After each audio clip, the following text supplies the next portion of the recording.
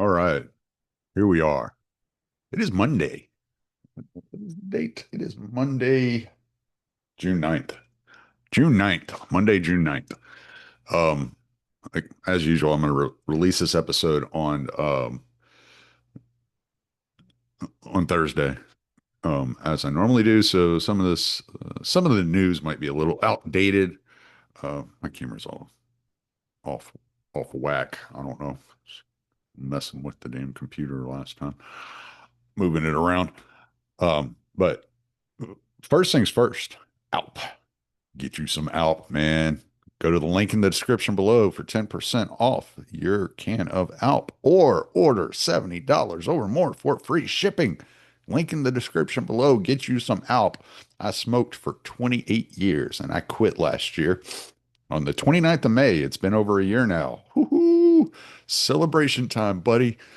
But I I quit cold turkey, and then I don't know, it was a month, 2 months after I'd quit.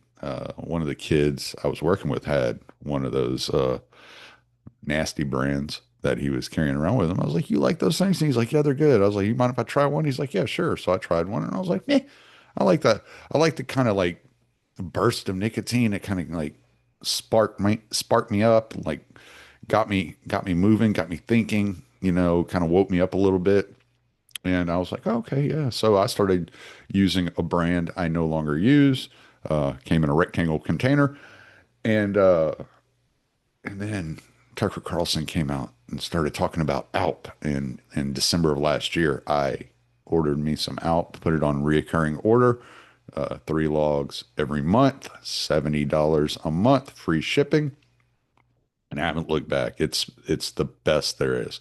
I love Alp. I stick with the wintergreen. I'm kind of boring that way, but there are a lot of different flavors. They're releasing new flavors this year. I think they just released a new flavor and they'll be coming out with another one.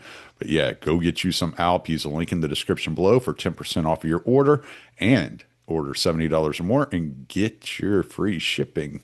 And instead of having to stop at the store every other day or every 3 days to to resupply your nicotine, you have it directly there at your house and delivered straight to your door, and you can have your Alp whenever you want it. So yeah, go get Alp, man. Link in the description below. Okay, so I've been thinking about how to do this because I knew things at work are kind of crazy right now. They've been crazy for like over a month, and it's been difficult scheduling interviews and getting people on. And so last week I was thinking about the big beautiful bill, and I was like, I should talk about that some and discuss what I think about what's going on with that a little bit and where the media is misleading as usual and stuff. But then over the weekend we had these riots pop off, and I want to start off talking about these riots. I don't really care to talk too much about the National Guard aspect of it. I mean, it's a reality. What are you going to do about it? Whether I like it or not. And I don't know how I feel about it at the moment because I don't know.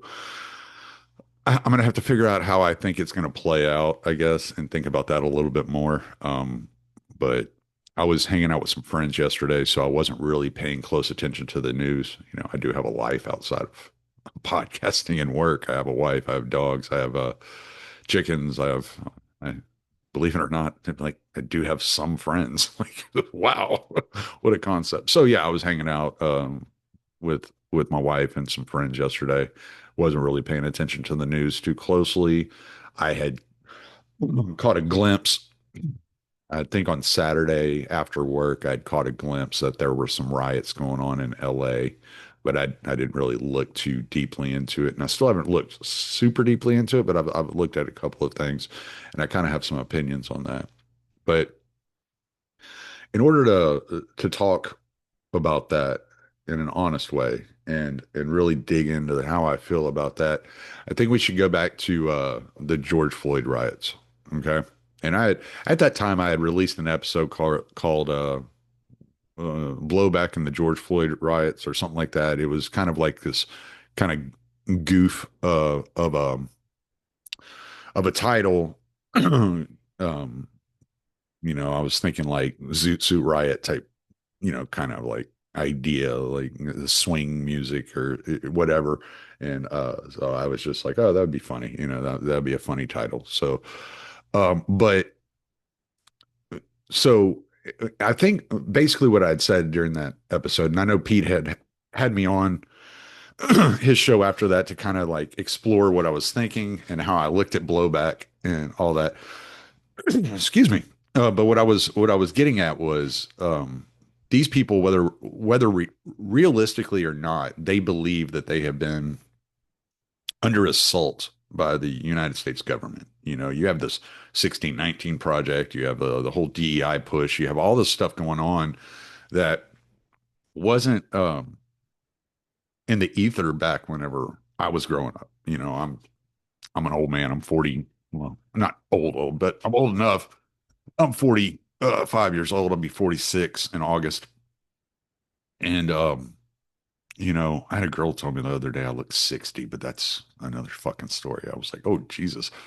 I think it's the facial hair, but my wife loves the beard, and I threatened to shave it the other day, and she was not happy with even the thought. So I was kind of like, all right, I'll just deal with the winds in Huntsville and et cetera, et cetera, et cetera, and deal with it tangling up on me and brush it out as much as I can throughout the day and et cetera.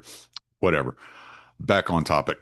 Um, so what my idea, my whole thought process was these people believe whether it's a real or whether it's reality or it's a false belief, there's a belief that a lot of people have that the population, the black population, has been unfairly treated by governments, by or our government, by the police departments specifically, and that they've been targeted. And so they, when they see something like what happened with George Floyd, um, and in the moment, I remember in the moment, everybody looked at that and was like, "Oh my God!" Like you even had like support the police conservatives coming out going, "That was terrible." And whether I've heard some arguments that they should pardon what's his name, Derek Chauvin, and I don't really have any thoughts on that. Haven't really like considered it. Um, it's hard to keep up with politics nowadays because it's so tabloid-esque. It's like all gossip and personality driven. Maybe it's always been that way, but it seems like it's just amplified so much with social media that everything is just it's all tabloid. Elon versus Trump.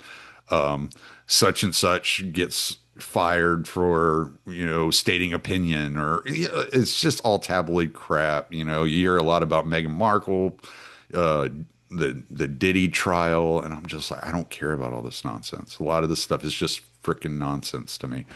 But what I don't find nonsense is stuff like what we're seeing in LA.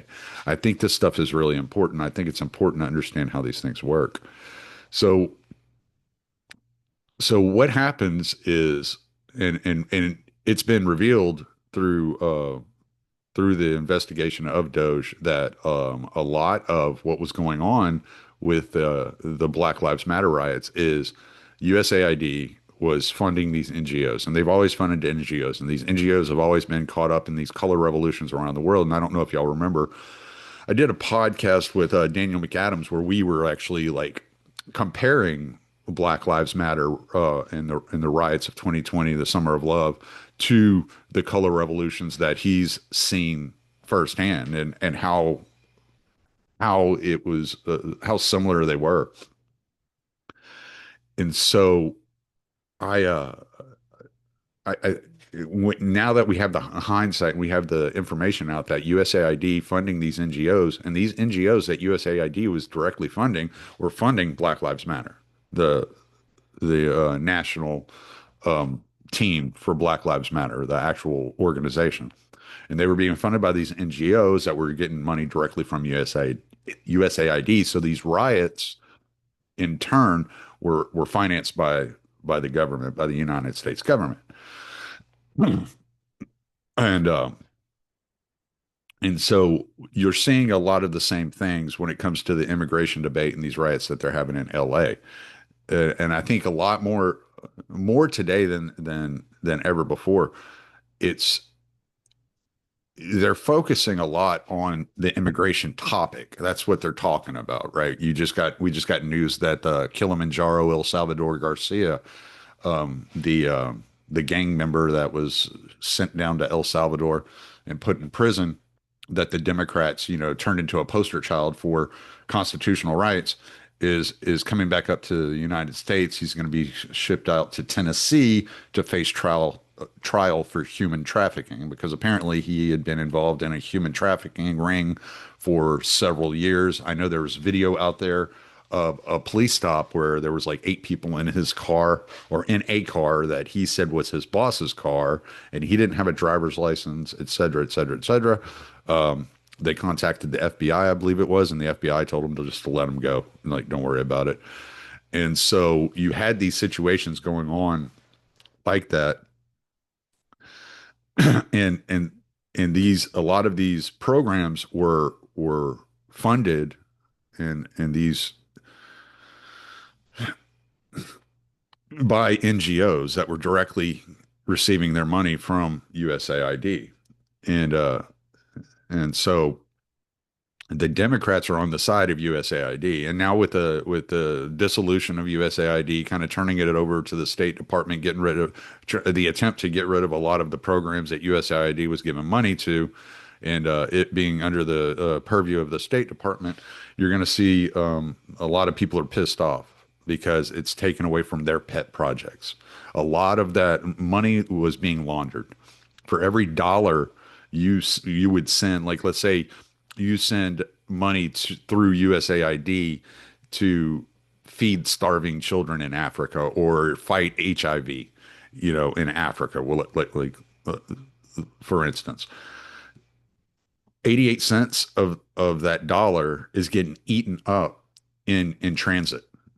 Because what happens is USAID sends that money to an NGO, which skims off the top. Then they send that money to another NGO, which skims off the top. And it gets sent to another NGO, which skims off the top. And then it finally gets down to the local program in Africa who skims off the top. And then whatever's left over, they use that to provide aid for the people in that area. So you're talking about 12 cents to the dollar actually receives the target. And this is a perfect example of why government is so inefficient and why it's much better that charity be taken care of on a personal basis and not through institutions like government that can be corrupted and utilized for wealth and empowerment. This is what we were talking about with Robert Herzog was actually talking about this to PBD, and I saw him on. He was also on Trigonometry, and he was on Laura Logan's podcast, and he talks about how when Jacob Zuma took over the government, they began to fire employees of these institutions that did the trash and the sewage and all these different amenities that were done around South Africa, and that the government was tasked with. And instead of paying these employees to continue the work, they were firing employees and skimming off the top. And so they would end up taking that employee's income for the year or whatever, and they would spread it amongst their friends. And they just keep doing that and keep doing that and keep doing that. Now there are places in South Africa where there's sewage in the streets. You have 6 hours a day of actual electricity in a lot of places. And then you have places like Cape Town, which is where Beatrix wants to move to, which is like basically like as Robert Herzog put it, it's like a Mediterranean city. It's very beautiful. It's a very nice place. I haven't been there, but I've seen a lot of pictures. Beatrix is constantly talking about it. She loves the place. She's been there several times, and it looks like if she has her way, that's where we're going to end up. And I think I'll be okay with that. I think I'm going to enjoy myself, no matter where I am. I I I've gotten to a point where I pretty much enjoy life. So anyway, that's beside the point. So so that's what you're saying with these NGOs, where they're just skimming off the top. They've figured out, like, they have this scam now, where they can get all this money. This is like that. This is why that like $2 billion to Stacey Abrams NGO for green energy when the NGO had just been started like I don't know like 6 months before or something like that. And it was like weird. It's like seems to me like you're just giving your political partners money. That's what it sounds like. It sounds like you're just paying people, and just laundering money around and moving it around, and it's not actually going to what you say it's going to. And so that's what USAID has been doing, and they've been doing that abroad. And you'll hear about the color revolutions, the snow revolution. You had the Maidan revolution. You had the Arab Spring. All these different little like uprisings where they're not simply um, grassroots uprisings. What it is the you have activists. Like Barack Obama was. He was a community organizer. You have these community organizers that work for these NGOs that get paid to go out and to rile people up and to organize protests. And they organize protests knowing that there are going to be bad actors that get in there and utilize this activity for ill-gotten means, but they call it a diversity of tactics, and that's why they don't speak out against the violence, because the diversity of tactics is a weapon in order to move the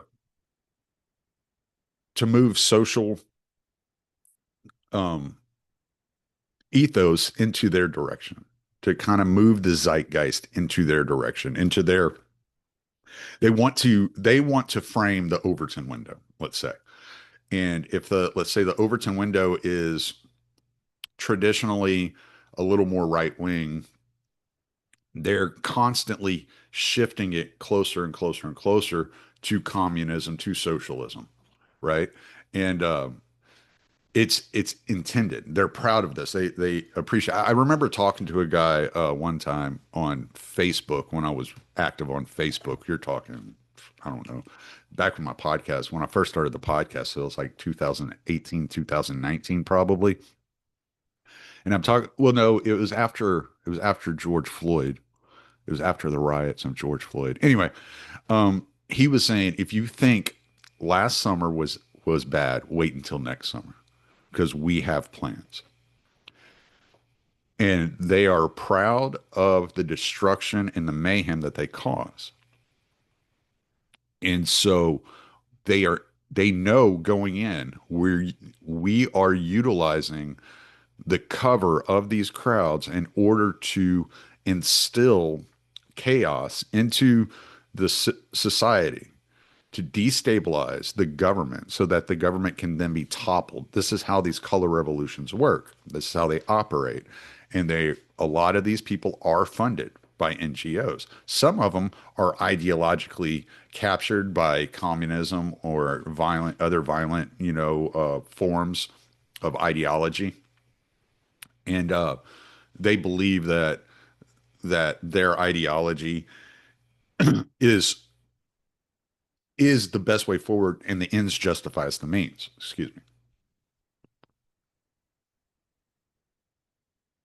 So as we watch these riots in LA, we have to be aware this money is coming from somewhere.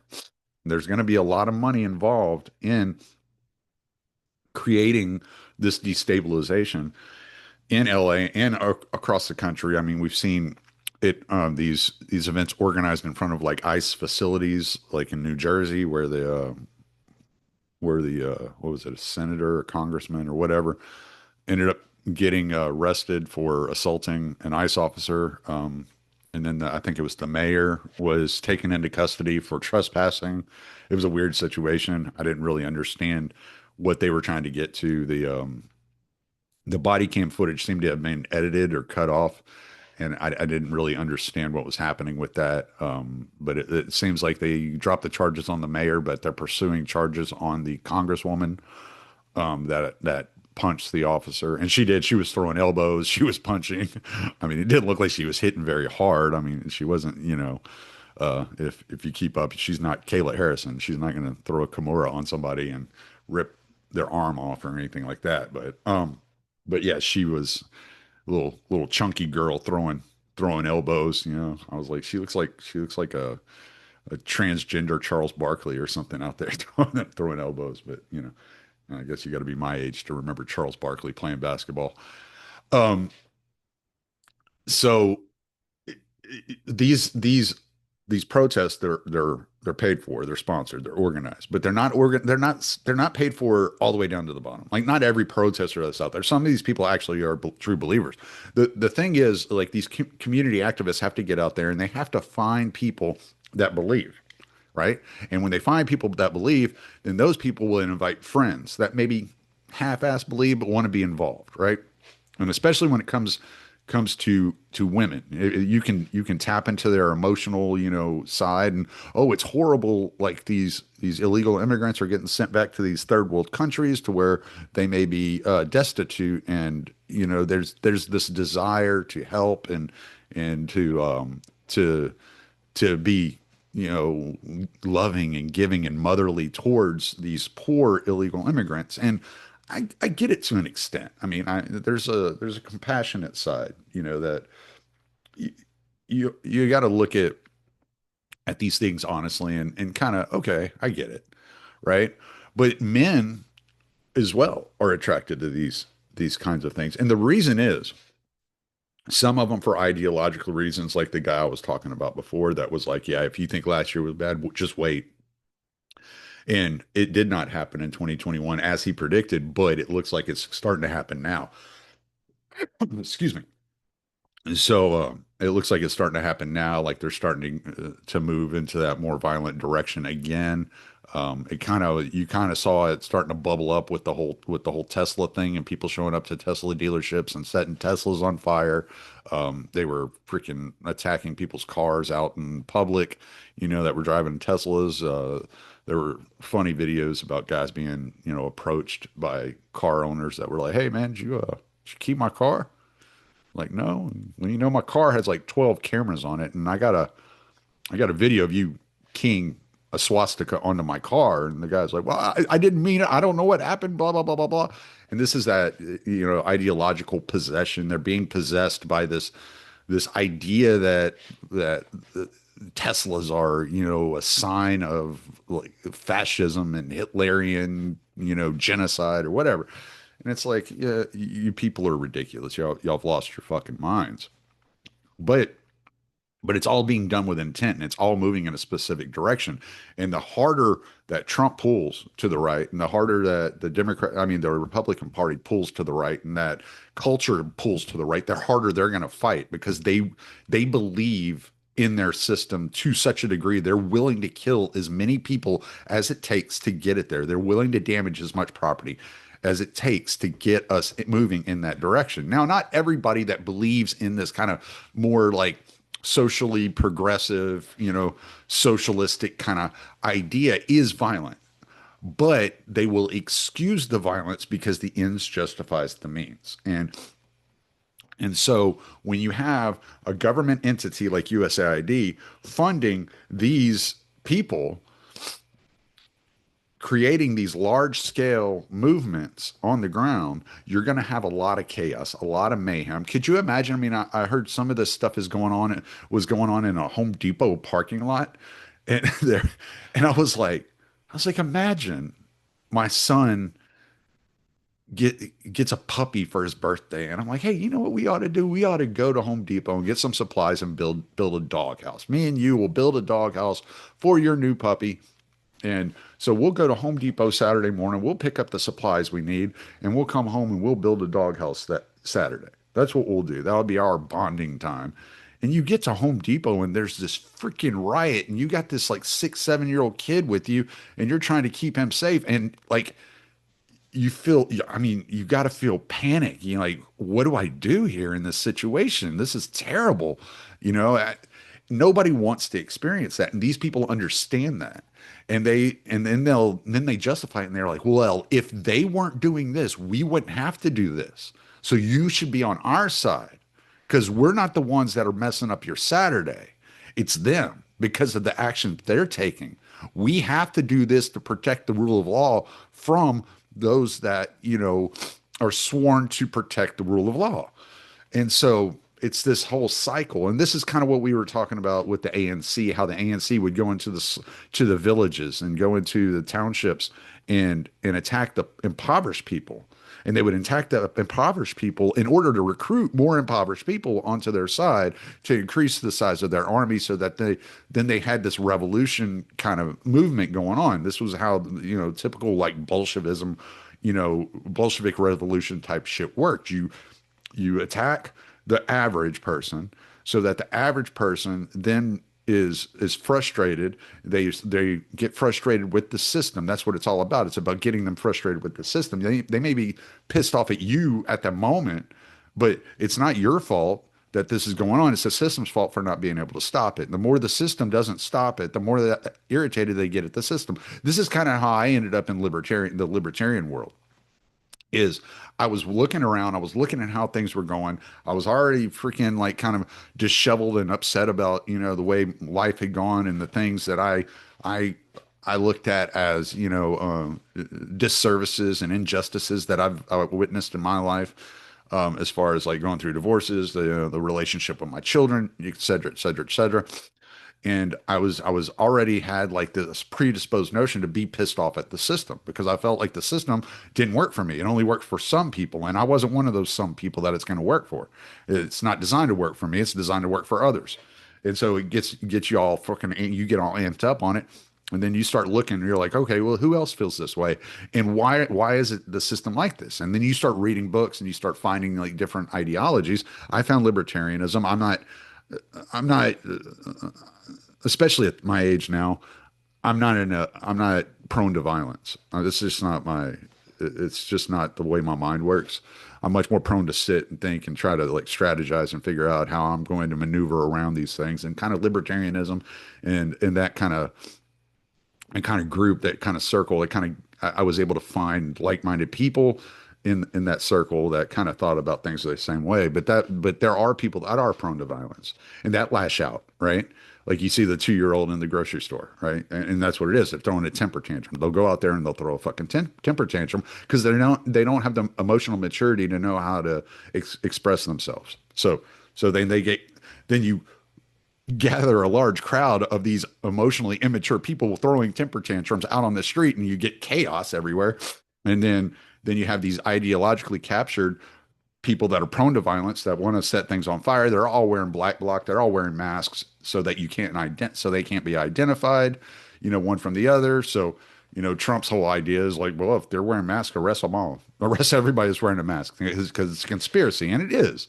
It's an underlying conspiracy. They do that so you can't recognize who they are, so they can't be arrested, so they can get away with the crimes that they know they're going to commit, or that some of them are going to commit. Like even the people that aren't doing the crimes, a lot of the people that aren't doing the crimes are wearing the mask, wearing the black bloc, are involved in these protests, and they're providing cover for those that are actually committing the crimes, right?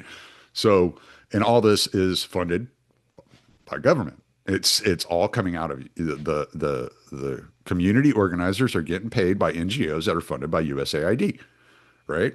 And so this is what the whole argument against USAID is. I mean, there was other stuff like trans puppet shows in Guatemala or whatever the hell else was going on. There's all that crap. But the real like strong argument against USAID is the way that they utilize NGOs to support political uprisings and overthrow governments and topple governments. I mean, that's what the number one thing that maybe it's not like the number one thing as far as quantity, but as far as like what they're really, really good at is utilizing that soft power and overthrowing governments through funding of different organizations there, in locations like wherever in different countries, even in the U.S. I mean, and we continue to see it, and you're going to continue to see it until the country moves in that leftist direction.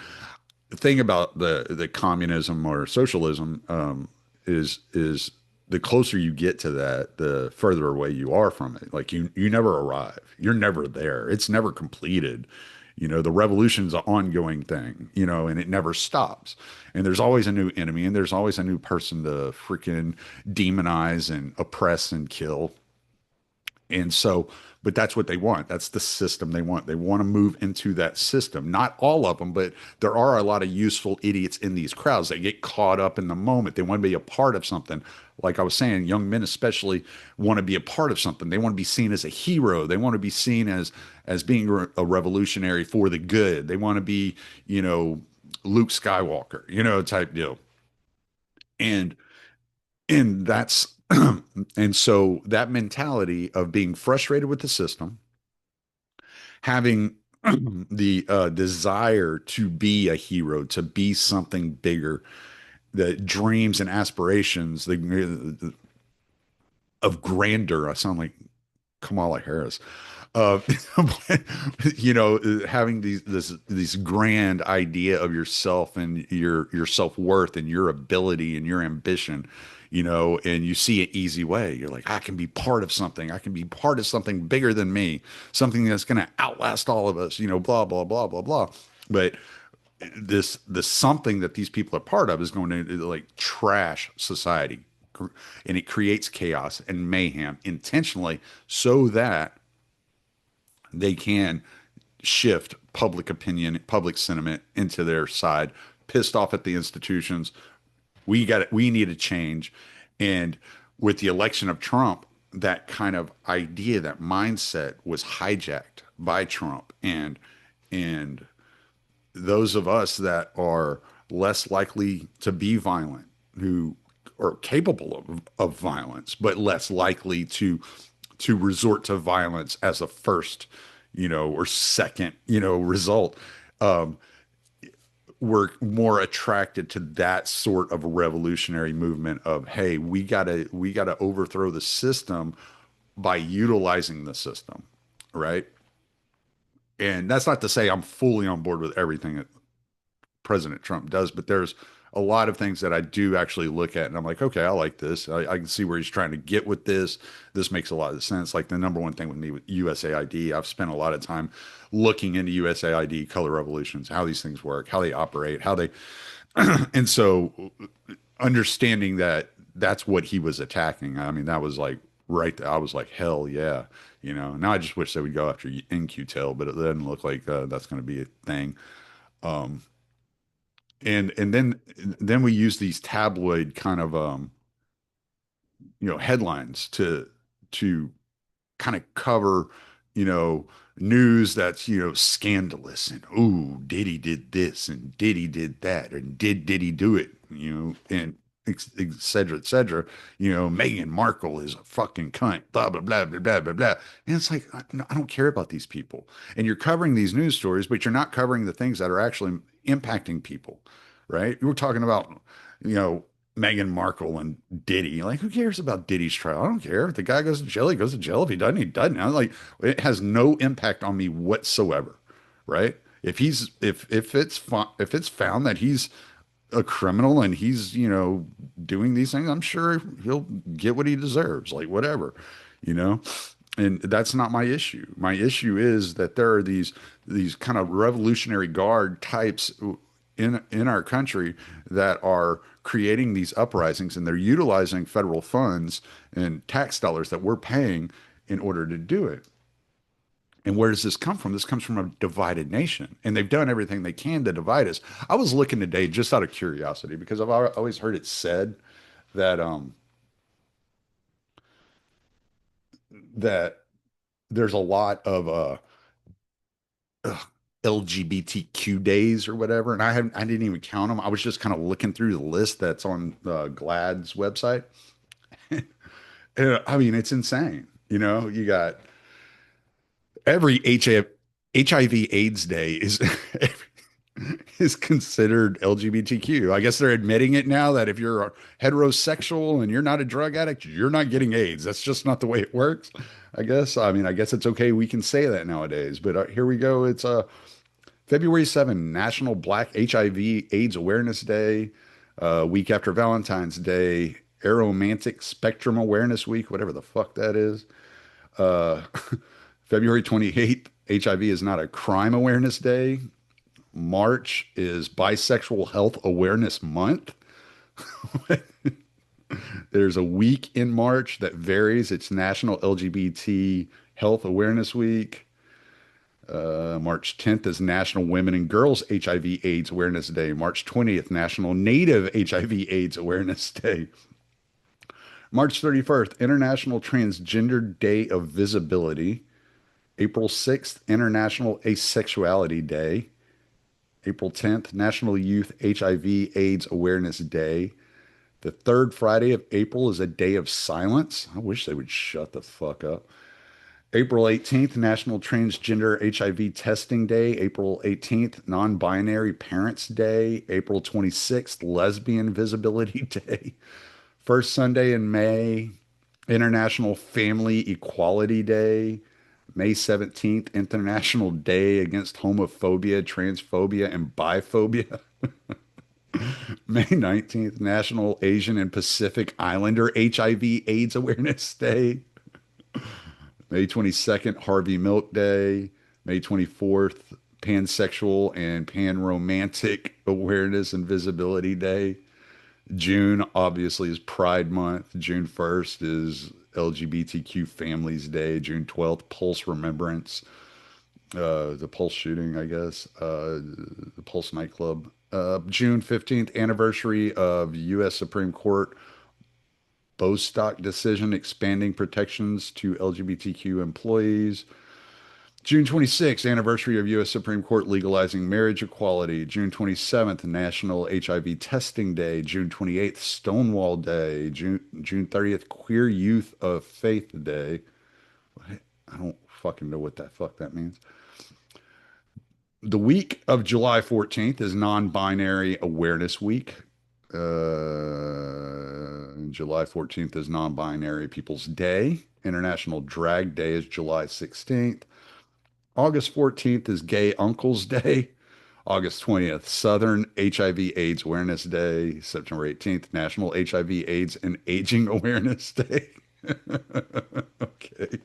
Week of September 23rd, Bisexual and Awareness Week culminates in celebrate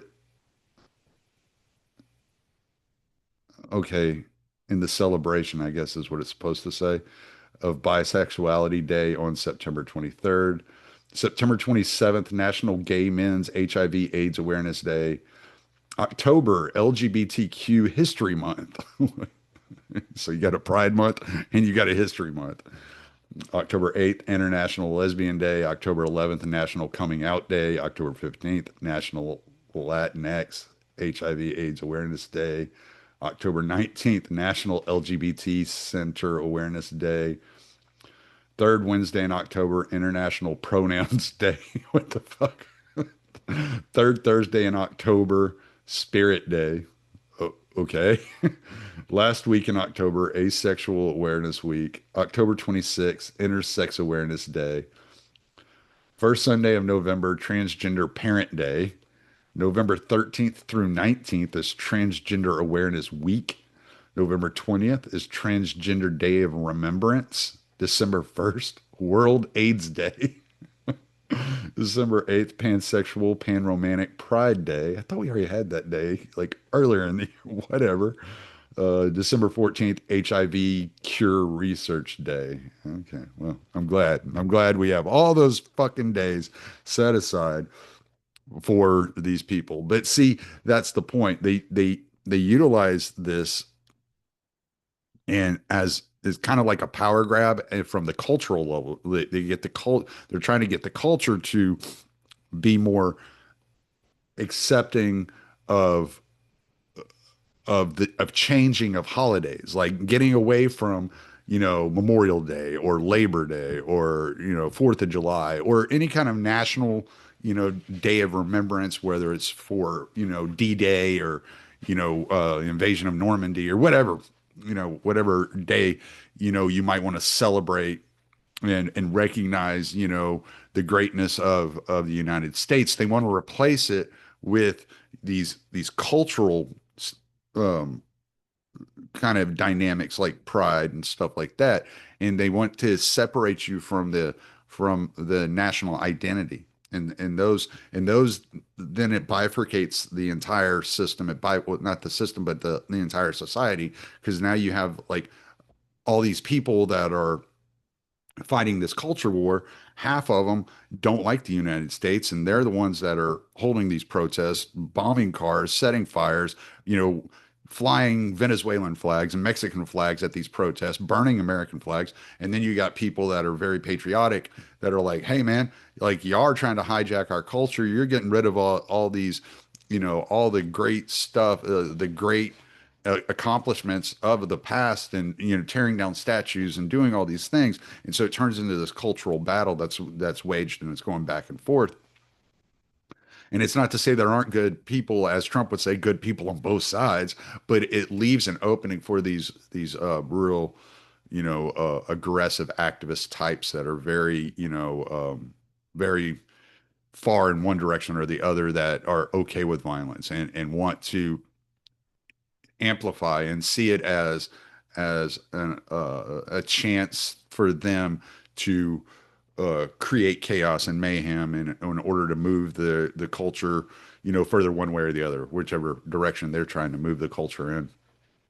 And so they're taking advantage of these situations, and they're taking advantage of a lot of like well-meaning people that get caught up in these protests, and they think they're doing the right thing, and they believe that there is some injustice, and they're nonviolent, and they just want to, hey, like they want to grab attention and get attention brought to some of these issues. And so, but that leaves that opening for the riots and for the insurrection style kind of like things. I mean, we could see it with like January 6th, right? Like it was there weren't a lot of violent people at January 6th, but there were enough violent people that it created enough chaos to where what was that, hundreds I think it was over 1,000 people were arrested, for insurrection, and it was like, no, it was a riot. It got out of hand, and there were people that were intentionally antagonizing it, and that's what they were there to do.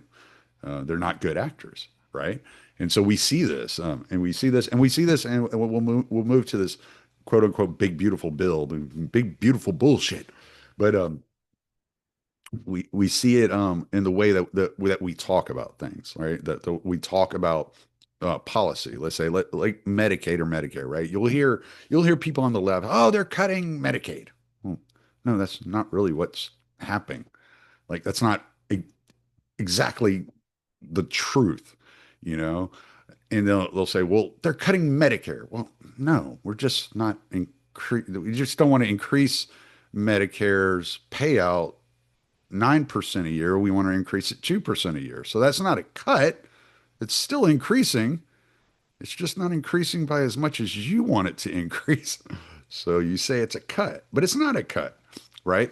So with this big beautiful bill, you'll hear, oh, they're cutting Medicaid. But what they're doing is actually very popular in amongst the electorate.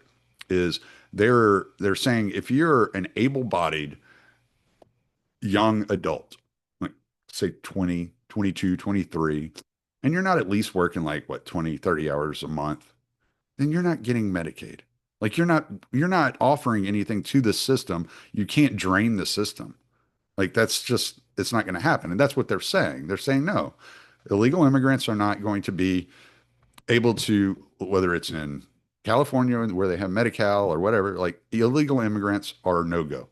We will cut off your funding for your medical program in your state if you are providing this this taxpayer paid medical insurance to illegal immigrants. That's a no go. And that's one of their stances. Another one of their stances is if you're an able bodied young adult, not out looking for a job, not working at least 20, 30 hours a month, which isn't very much. I mean, I think it comes out to like 5 hours a week is all they're asking for. It's very, very easy. Then you're not going to qualify for Medicaid. It's like, okay, like who cares? Okay, yeah, you got to give a little to get. You can't just drain the system dry. So that's one of the things they're doing. All right, you hear this whole kind of idea about the $4 trillion, deficit that this bill is going to, create, increase the deficit. Well, that's your tax money. That's what they're figuring. If they do not pass this bill, at the end of the year, taxes will go up about 3.5% for everybody across the board. Everybody's getting about 3.5%. So they're saying if taxes are not increased, this is the CBO saying this, the Congressional Budget Office. If taxes are not increased at the end of the year, then it's going to cost the federal government $4 trillion. That's what they're saying. What that means is they are not collecting $4 trillion out of your pocket. They're not taking $4 trillion from the taxpayer, from the American people. That's what they're figuring. That's what the Congressional Budget Office is configuring. They look at it as their money. They allow you to keep some of their money. Whereas most of us look at it as our money and they're taking our money, because we worked for that. We traded our man hours, our skills, our abilities for that money, and they take it from us. But that's not how they see it. They see it as they allow you to keep some of their money. That it, if it were, if they wanted to, they have the right to confiscate it all from you, and there's nothing you can say or do about it because it's theirs. So it's a complete different perspective in the way of looking at things. And so you'll hear these media personalities go, well, it's increasing the deficit. Well, no, it's not really increasing the deficit. What it's doing is allowing American citizens to keep more of their hard-earned money in their pocket. That's it. That's what it's doing, right? And then but they'll never see the one thing they got smart about is they don't argue about the no tax on tips, no tax on Social Security, no tax on overtime, right? Which is going to actually help the more the more vulnerable, as they would say, of the population, right? If I go out, like let's say I'm making, I don't know, let's say I make $20 now, right? Which means my time and a half pay on overtime after 40 hours during a week is 30. Let's just say, for instance. And I pay 20, I don't know, 20, let's say 23%, 25%, let's just say 25% taxes on the first 40 hours, then I'm going to pay close to 30% on overtime, right? It's a higher percentage. And so what they're I think what they're trying to do is to get no taxes at all on overtime, but I think what it's going to end up being like, and I think what it's going to end up doing is going to say, we're just not charging you a higher tax rate on overtime, that your tax rate is going to stay at 25% or 20% or whatever it is. I think it's 23. But and so you're still going to be taxed. It's just not, you're not going to be taxed at such a level, at such a high level, because I think like if I work 10 hours of overtime right now, I think I keep about, I don't know, a little over half of it, just a little over half of it. I think almost half of it is gone in taxes, if I'm not mistaken. I know like when I've gotten bonuses before and I've looked at, my bonus checks, and it's like half of it's gone. It's like just half of that bonus check was vanished. And so that's what they're trying to do. And I appreciate that. Now, not everything in the bill is going to be good. I understand that. It's huge. It's freaking, not everything these people want is good and it's good for us. And, there's some fighting about the AI portion of the bill. I know that there's a lot of people that are upset that they didn't put any of the rescissions into the bill. Well, that's because a reconciliation bill is not, is only about guaranteed spending. It's money they have to spend, and so it's about taxes and entitlements for the most part. That's mainly what it is. Um, it doesn't get into the discretionary spending, and a lot of the Doge cuts and stuff like that is going to be more of a discretionary spending problem. And you already see that there are a lot of Congress people that are backing down. Like I think Elon said he found about $160 billion worth of cuts over what it was 130 days that he was there. And the bill that they have put together is less than 10 billion in cuts, you know. So the we have to understand that there's this complete disconnect from the American people. They do not care what we want, as far as like being more fiscally minded and better on spending. And the far left, those that are operating and running these NGOs and these programs, um, around the world, are fighting tooth and nail, utilizing their access to people like George Soros and these other people that have set up these NGOs and built these NGOs, have funded and financed these NGOs, and lobby the government to continue to funnel taxpayer money into these NGOs. It's an uphill battle. You're really talking about a situation where you're looking at complete. I think Chuck Schumer is on record as saying, or I heard it said, that when he went and had a meeting with Biden. I think he was the last person to talk to Biden and convince Biden to pull out of the 2024 election. And that when he went and talked to Biden, one of the things he told Biden, he's like, "Look, if we lose this election, it will undo 50 years of progress." And this is what he's talking about. He's talking about this deep state, corrupt, financial money laundering scheme that they have just turned the United States government into. This whole underbelly is rotten to the core. And Trump, it appears he is trying to dig a lot of that core out of there. But a lot of this stuff goes back so far, and it's so entrenched into the system that it's a very, very strenuous process. And the judges are on the payroll of this system, and they don't want to let Trump undo their money train. So it's just a big fight, and that's what we're watching. And no matter what you think about the contents of the complete subject of this bill, I think it would be better if they did taxes, spending, Medicaid, Social Security, blah blah blah, and did it piece by piece. I think it'd be better that way. But Congress isn't nimble enough to get things done like that. They're not. It's a lot of the reason why people want the Trump to have executive unitary powers, not executive unitary powers. Excuse me. I kind of mixing up words here.